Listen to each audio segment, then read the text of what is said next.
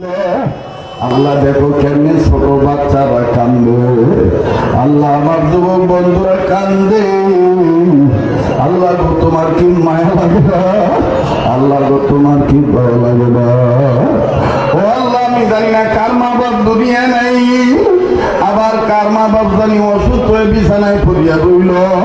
আল্লাহ গো আজকে আমাদের ডাকের গরুন লা ইলাহা ইল্লাল্লাহু মুহাম্মাদুর রাসূলুল্লাহ সাল্লাল্লাহু আলাইহি সাল্লাম।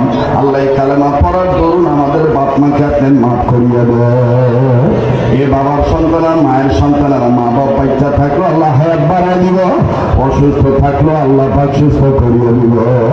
মায়া লাগায় ডাক দিয়ে বলেন না আল্লাহ,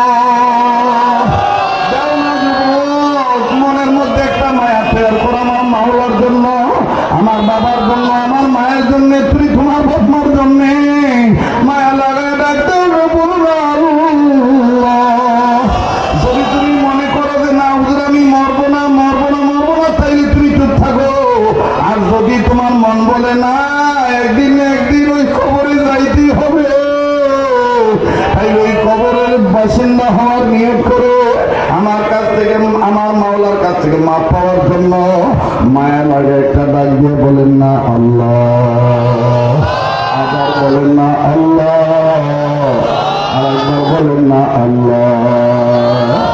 আমি গুনাহগার গো আল্লাহ, আমি গুনাহগার। কেউ জবান বন্ধ রাখবেন না, ইস্তেগফার করা নিয়ে তো তওবা নিয়ে তো সবাই।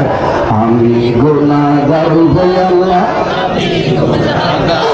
আমি গুনাহগার গো আল্লাহ, আমি গুনাহগার, দয়া করে কবুল করো আমার ইস্তেগফার।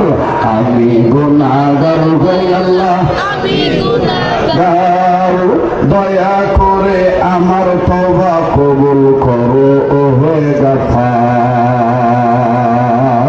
নারে তাকবীর। এবার সুলতান মাহমুদ গজনবীর লাশটা দেখিয়া এই বুজুর্গ ডাক দিয়ে কয় আল্লাহ, ডাকার মতন ডাকলে তুমি কেন সাড়া দাও না? আমি আজকে রাত্রে সুলতান মাহমুদ গজনবী দেখতে চাই। আমি ঘুমের মধ্যে স্বপ্নের মাধ্যমে তারা জিজ্ঞাসা করব কোন আমলের কারণে আল্লাহ তুমি তারে মাফ করিয়ে দিলা, কবরের মধ্যে এত আরামের ঘুম ঘুমাইতে দিলা আল্লাহ। আমি এটা জিজ্ঞাসা করব, অনুরোধ করে বলবো বাজান কেউ জায়গা ত্যাগ করবেন না, কেউ বাজানি মজলিস ছাড়বেন না।